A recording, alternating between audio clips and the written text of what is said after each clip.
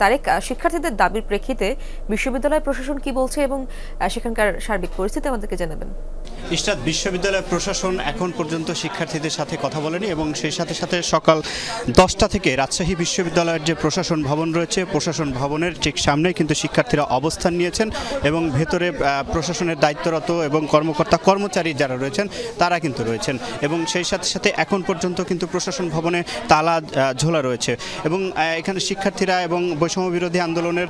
নেতৃবৃন্দ যারা রয়েছেন তারা বলছেন যে তাদের যে দাবি দেওয়া সেটি না মানা হলে তারা কিন্তু তাদের যে আন্দোলন সেটি চালিয়ে যাবেন এবং বিশ্ববিদ্যালয় যে প্রশাসনের যে পোষ্য কোটা প্রত্যাখ্যান কমিয়ে 1% নির্ধারণের সিদ্ধান্ত প্রত্যাখ্যান করেছিল শিক্ষার্থীরা গত 1 মাস থেকে কিন্তু এই আন্দোলন চলছে। আজকে সকাল 10টায় পোষ্য কোটা এই বাতিল না করলে কিন্তু তালা দেওয়ার যে ঘোষণা সেটি গতকালকেই কিন্তু সংবাদ সম্মেলনে করে কিন্তু জানানো হয়েছিল এবং এখানে বৈষম্য বিরোধী ছাত্র আন্দোলনের এই যিনি সমন্বয়ক সালাউদ্দিন আম্মার তিনি যেমনটি জানাচ্ছেন যে জুলাই বিপ্লবে যে মেইনটেন ছিল কোটার যৌক্তিক সংস্কার, কিন্তু পরবর্তী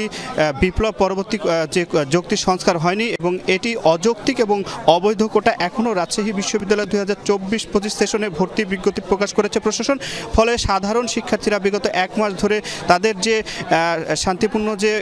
কর্মসূচি এবং আন্দোলন সেটি করছে এবং বিশ্ববিদ্যালয়ের প্রশাসন এখন পর্যন্ত কিন্তু রাজশাহী বিশ্ববিদ্যালয়ের যে শিক্ষার্থীরা এবং সমন্বয়ক রয়েছে তাদের সাথে কথা বলেনি এবং সেই সাথে সাথে সকাল 10টা থেকে তালা ঝুলছে, আন্দোলন কিন্তু চলছে। ইশরাত, তারেক, ধন্যবাদ আপনাকে।